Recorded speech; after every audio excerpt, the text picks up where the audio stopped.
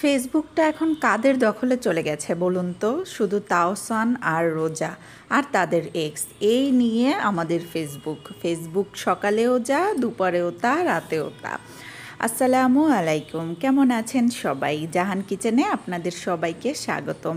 আজকে আপনাদের সাথে শেয়ার করব আমার একটা ডেইলি ব্লগ।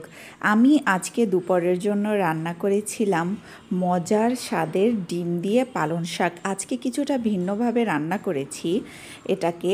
আর ছিল ফলি মাছ ভুনা টমেটো দিয়ে। তো প্রথমেই আমি পেঁয়াজ, রসুন আর কাঁচামরিচের মধ্যে ডিমটাকে ফেটিয়ে নিয়েছিলাম।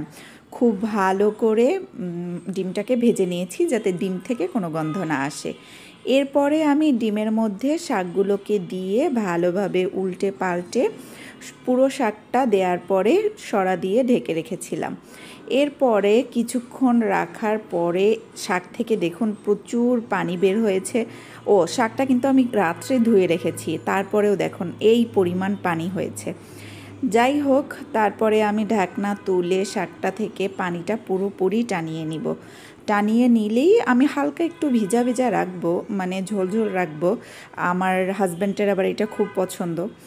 তারপরে আমার শাক পুরোপুরি রেডি। এরপরে আমি এখানে মাছটাকে খুব ভালো করে ভেজে নিয়েছি।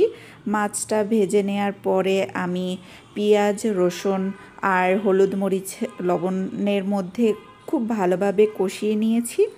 এরপরে কষানো হয়ে গেলে আমি মাছটাকে এর মধ্যে দিয়ে কিছুক্ষণ ভালোভাবে নেড়েচেড়ে উল্টে পাল্টে এর মশলাগুলো গায়ে মাখিয়ে নিয়েছি।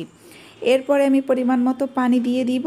ব্যাস কিছুক্ষণ পরে রেখে দিলেই আমার মাছটা রেডি হয়ে যাবে। এবার আসুন আসল টপিকে।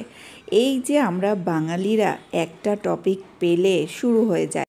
তাহসান বিয়ে করেছে, খুব ভালো কথা, সে তো বিয়ে করবেই, আজ না হয় কাল। সঙ্গীর খুব প্রয়োজন মানুষের জীবনে।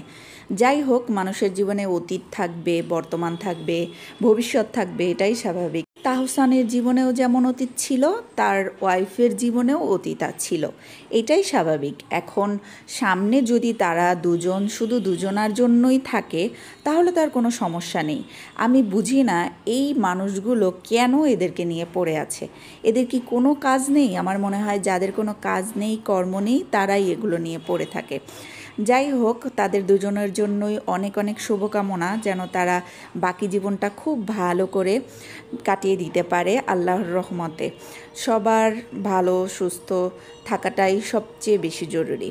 যাই হোক, এ পর্যায়ে আমার মাছটা খুব ভালোভাবে রান্না হয়ে গেছে। দেখুন, আমি ঝোলটাকে এই পরিমাণেই রেখে দিয়েছি। ব্যাস, আমার রান্না পুরোপুরি রেডি। ধন্যবাদ সবাই।